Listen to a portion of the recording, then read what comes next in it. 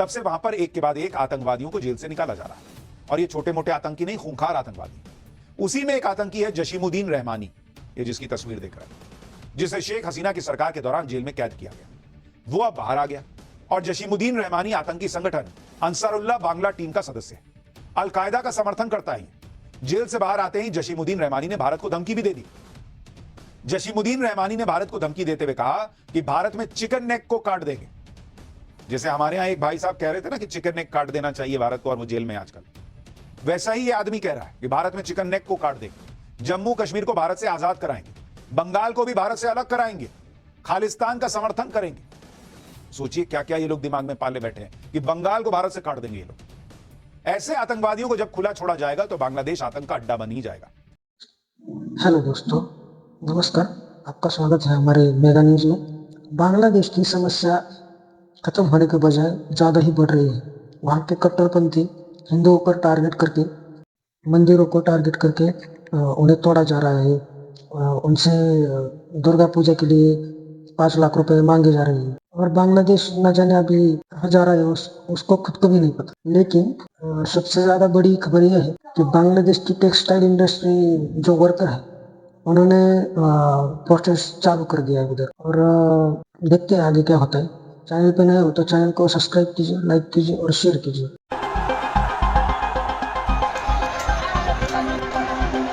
बांग्लादेश में तख्तापलट होने के बाद से वहां के हालात और बिगड़ गए हैं, जिससे यहां कानून व्यवस्था और लोकतंत्र की बहाली होना एक बड़ा मुद्दा बन गया है। बांग्लादेश की नई सरकार हिंदुओं की रक्षा करने में नाकाम साबित हो रही है, क्योंकि आए दिन बांग्लादेश में हिंदू समुदाय के लोगों के मंदिर और मूर्तियों के तोड़े जाने की खबरें सामने आती रहती हैं। बांग्लादेश में हिंदू समुदाय के लोगों के अधिकारों का शोषण किया जा रहा है, जिसकी वजह से वहां रह रहे हिंदू समुदाय के लोगों की मुश्किलें कम नहीं हो रही हैं, बल्कि हर दिन बढ़ रही हैं। इस बीच हिंदुओं का सबसे बड़ा त्योहार दुर्गा पूजा करीब आ रहा है, और ऐसे में बांग्लादेश में कट्टरपंथी इस्लामी समूहों ने इस त्योहार के खुले आयोजन का विरोध किया है। इन कट्टरपंथी इस्लामी समूहों ने ऐसी मांग रखी जो पूरी तरह से हिंदुओं के अधिकार का शोषण है। यहाँ इस्लामी समूह इस त्योहार के दौरान देश भर में होने वाली छुट्टियों के भी खिलाफ है। इसके साथ ही दुर्गा पूजा को मुसलमानों के लिए परेशानी बताते हुए त्योहार पर छुट्टी को खत्म करने की मांग भी कर रहे हैं। इस बीच कई इलाकों में मंदिरों और मूर्तियों के तोड़े जाने की भी खबर सामने आई। मीडिया रिपोर्ट्स के मुताबिक चरमपंथी समूहों ने ढाका में एक मार्च निकाला, जहां हिंदू समुदाय लंबे समय से एक मैदान में दुर्गा पूजा मनाते आ रहा है। रिपोर्ट में बताया गया कि दुर्गा पूजा मनाने के लिए 5 लाख बांग्लादेशी टका की मांग की जा रही है, जो कि भारतीय रुपयों के हिसाब से करीब 3,50,000 होते हैं। नेशन बांग्लादेश का बना बनाया खेल मिट्टी में मिल गया है और भारत से पंगा लेने का इंजाम पूरी दुनिया के सामने आ चुका है। हुआ कुछ यूं है कि मोहम्मद यूनुस के खिलाफ जो है बांग्लादेश की टेक्सटाइल इंडस्ट्री के जो गारमेंट वर्कर्स है वो हजारों की तादाद में रोड पर आ चुके हैं। जैसे कि आपको स्क्रीन पे नजर आ रहा है, 20 से ज्यादा लोग इंजर और कई लोगों के हलाक होने की भी खबर आ चुकी है। उनका डिमांड ये है कि मोहम्मद यूनुस यहाँ से निकल जाए। हुआ कुछ यूं है कि जब से बांग्लादेश ने एंटी इंडिया के नारे लगाए तो अडानी साहब ने जो है वहां पर इलेक्ट्रिसिटी की जो सप्लाई है उसको रोक दिया, उसको कम कर दिया। और लोड शेडिंग की वजह से बांग्लादेश की टेक्सटाइल इंडस्ट्री 700 से लेकर 1000 तक टेक्सटाइल इंडस्ट्रीज बंद हो चुकी है। और अगर हम बात करें अडानी साहब की, तो झारखंड के अंदर जो प्लांट है जो बांग्लादेश को इलेक्ट्रिसिटी सप्लाई करता है, उसने जो है बांग्लादेश को जो सप्लाई है वो रोक दी है, कम कर दी है, जिसकी वजह से बांग्लादेश में पॉलिटिकल क्राइसिस होते हैं, लेकिन अब इंडस्ट्रियल इकोनॉमिकल क्राइसिस भी आ गए हैं। और क्या बांग्लादेश की सरकार मोदी साहब से जैसे बार बार मिलने की कोशिश कर रही है, तो क्या वो माफी मांगना चाहते हैं? क्या मालदीव की तरह बांग्लादेश को एहसास हो गया कि वो इंडिया के बगैर नहीं चल सकते? और जिस तरह से नारे लगाए जा रहे हैं, ऐसे लग रहा है बहुत जल्द मोहम्मद यूनुस को यहाँ से जाना पड़ेगा। क्योंकि हमने देखा है जब भी कोई कंट्री या हमसाया मुल्क इंडिया के इर्द गिर्द जो इंडिया के खिलाफ होता है, कुछ ही टाइम के बाद ऐसा रजीम चेंज होता है कि वो गवर्नमेंट को वहां से जाना पड़ता है और ऐसी गवर्नमेंट बनाई जाती है जो इंडिया के फेवर में हो सकता है। ये रॉ की भी साजिश हो सकती है। सो आवाम की तरफ बढ़ते हैं और जानते हैं उनकी राय। अब इंडिया जो है वो मजीद उनको तंग करेगा, और ये जो अभी शेख यूनुस साहब हैं, हाँ। इनको मजीद इनका जो तख्ता इक़्तिदार से इनको पलटा देंगे, हाँ, मजीद ये उसको लेके आएंगे, हाँ। जो इनके मफाद के लिए बेहतर होगा। मतलब इंडिया ऐसा करेगा कि बांग्लादेश के अंदर ऑटोमेटिकली वो गवर्नमेंट आ जाएगी जो इंडिया को सपोर्ट करेगी। बिल्कुल ऐसे उनको चाहिए ही ऐसा बंदा, हाँ। जो उनके मफाद के लिए, हाँ। सांस में सांस ले, हाँ। उनके वो जो नारा लगाते हैं उसके साथ नारा लगाए, हाँ। उनको मफाद परस्ती की जरूरत है, हाँ। इंडिया अपने मफाद के लिए कुछ भी कर सकता है। अगर इंडिया की पॉलिसी देखिए वो ज्यादा दोस्त बनाने को प्रेफर करता है, तो जाहिर है उसको लगेगा कि बांग्लादेश के ऊपर शांति है, नेपाल के ऊपर शांति है, क्योंकि चाइना और पाकिस्तान के साथ इंडिया की वैसे भी नहीं बनती, तो इंडिया दुश्मन तो नहीं बनाएगा। लेकिन इकोनॉमिकली इतना प्रेशराइज इस वक्त बांग्लादेश हो चुका है कि मुझे लगता है कि अगर मोदी साहब मोहम्मद यूनुस से मिलने का फैसला कर दे तो यूनुस साहब तो पैरों में बैठ जाएंगे, जो हालात हो गए बांग्लादेश के। मोदी साहब फैसला मेरा ख्याल नहीं करेंगे, लास्ट टाइम रिजेक्ट कर दिया था कि नहीं मिलना यूनुस से। मोदी कभी भी नहीं उनसे मिलेगा, हाँ। और यूनुस साहब को घर ही जाना पड़ेगा, सच में रियली इसको हाँ, उसकी, क्योंकि जहाँ वहाँ की जो स्टैब्लिशमेंट है हाँ। उनको भी वो बंदा चाहिए जो इन्वेस्टमेंट लेके आए। हाँ। उनकी वजह से तो अभी जो यूनुस साहब हैं, जो उसने अपने डिसीजन लिए, जो फैसले किए, इस तरह तो जिस तरह ये अडानी साहब हैं या और लोग हैं, ये तो अपनी इन्वेस्टमेंट निकाल लें तो फिर बांग्लादेश में रह क्या गया। कुछ भी नहीं, बल्कि बांग्लादेश में हमारे पाकिस्तानी लोगों ने काफी इंडस्ट्री बनाई है वहाँ पे, तो इस तरह तो बांग्लादेश में क्राइसिस फैलेगा, मजीद वहाँ पे तबाही का शिकार होगा। तो बांग्लादेश इन्वेस्टमेंट निकाल लें तो वो बंदा चाहिए जो इन्वेस्टमेंट लेके आए। हाँ। उनकी वजह से तो अभी जो यूनुस साहब हैं, जो उसने अपने डिसीजन लिए, जो फैसले किए, इस तरह तो जिस तरह ये अडानी साहब हैं या और लोग हैं, ये तो अपनी इन्वेस्टमेंट निकाल लें तो फिर बांग्लादेश में रह क्या गया। कुछ भी नहीं, बल्कि बांग्लादेश में हमारे पाकिस्तानी लोगों ने काफी इंडस्ट्री बनाई है वहाँ पे, तो इस तरह तो बांग्लादेश में क्राइसिस फैलेगा, मजीद वहाँ पे तबाही का शिकार होगा। तो बांग्लादेश की आर्मी को भी इंडिया की इन्वेस्टमेंट चाहिए ही चाहिए।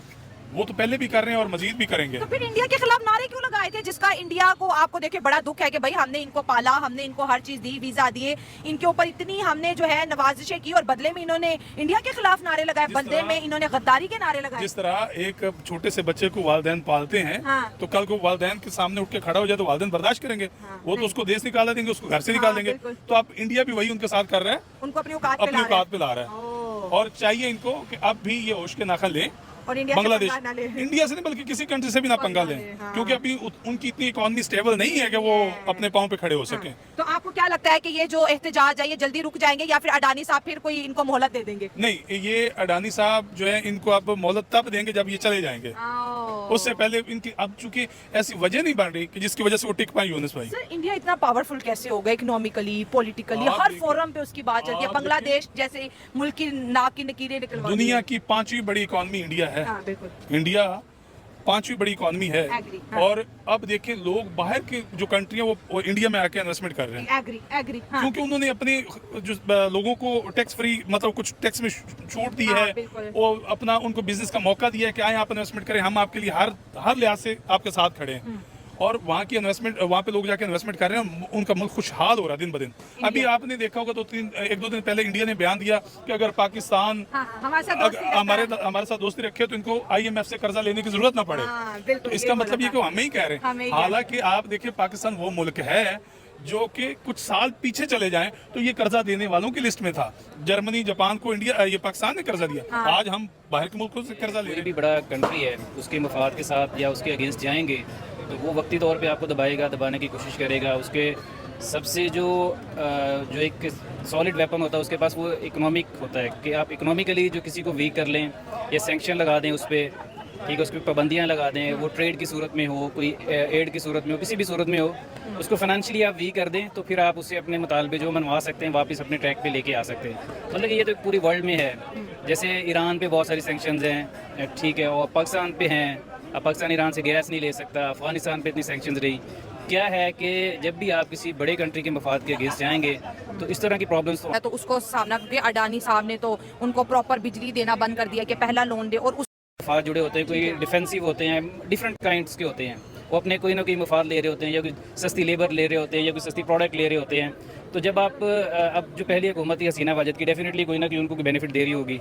अब उसको नजर आ रहा होगा कि जो नया आने वाली है, जो रजीम चेंज हुआ है, तो उसमें शायद टोटली benefits एंटी ना मिले, इंडिया, वो एंटी इंडिया है, ठीक है, थोड़ा सा प्रो इस्लामी कह सकते हैं, इस पॉइंट के हैं। इस वजह से उनको टफ हाँ, टाइम, उनको लग रहा है कि शायद हमारे ना हालात ख़राब हों, तो इसलिए वो टफ टाइम दे रहे हैं कि शायद ये लोग ना मान जाएं, दोबारा उसी पे आ जाए कि जैसे हम 8 पे चल रहे हैं, IMF की 8 पे, बांग्लादेश में भी 8 पे चलना, अमेरिका बीमा में चल रहे हैं, तो वो जारी बात है इंडिया डेफिनेटली चाहेगा। इंडिया की तो ये भी कोशिश है कि पाकिस्तान उसके मातहत होकर चले। हाँ, इंडिया तो कहता है, इंडिया ने कल भी कहा था कि कश्मीर छोड़ दो, IMF से ज्यादा लोन दे देंगे। तो जैसे श्रीलंका है, वो भी इंडिया का सपोर्ट अंडर है, बांग्लादेश को भी इंडिया का सपोर्ट था, बिल्कुल ऐसा ही है। भूटान देख लें, सारा ये कुछ ही है। कोई भी है नेबरिंग। ये सिस्टम यहाँ से स्टार्ट हुआ था कि जब बांग्लादेश पाकिस्तान से लैदा हुआ था, more than 90, around 93,000 of our soldiers surrendered, and that too through the India, और इंडिया के थ्रू आए थे। और ये भी कहा जाता है कि इंडिया के जो सोल्जर्स हैं उन्होंने हमारे सोल्जर को समोसे खाने को दिए थे, because they were so hungry that they did not have anything to eat।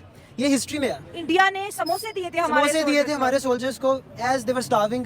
ठीक है, बांग्लादेश में हुआ था, बांग्लादेश लैदा हुआ था, और वो जो भी जुल्म हुआ था बांग्लादेश पे, वहाँ पे रेप हुए थे, around 10 million women, around 10 million women were those who were raped this is just the history books of around the world speaks ठीक है। नॉट द मुतालिया पाकिस्तान Okay, says. ठीक है। लेकिन खैर व्हाटएवर द रीजन बांग्लादेश इलादा हुआ था आई बिलीव वो सही ठीक हुआ है, था इंडिया की सपोर्ट से बना, ठीक है। बिल्कुल इंडिया की उसमें around many hundreds of the textile industry got shut हाँ, 1000 हो गई हैं शट डाउन। शट डाउन हो गई है